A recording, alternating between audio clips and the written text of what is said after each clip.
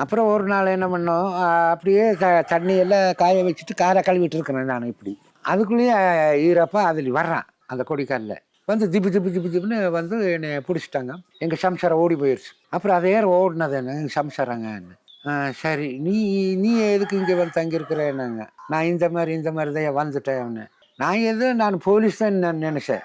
அட போலீஸ் வந்து மறுபடியும் போலீஸ் கையில மாட்டிக்கிட்டானா, இன்னும் என்ன ஆகுதோ ஏதாகுதோ? நான் ஒண்ணும் பண்ண முடியாது. இன்னும் நம்ம அதிர்ஷ்டம் இப்படித்தான் இருக்குதுன்ட்டு, அப்புறம் நான் ஒண்ணும் அவர கேட்கல. அவர பார்த்தா போலீஸ் மாதிரியே இருக்கிறாங்க. எல்லாரும் யூனிஃபார்ம் போட்டிருக்கிறாங்க. காக்கி துணி எல்லாம் போட்டிருக்கிறாங்க. கையில துப்பாக்கி பிடிச்சிருக்கிறாங்க. இன்னும் பயம். எனக்கு பேசி மூச்சு வர்றதில்ல. பேசுறதுக்கே பயம். அப்படியே காலு கையில நடுங்குது. அப்புறம் நான் சொல்றேன். கேட்குறாங்க. என்ன ஈரப்பு இல்ல.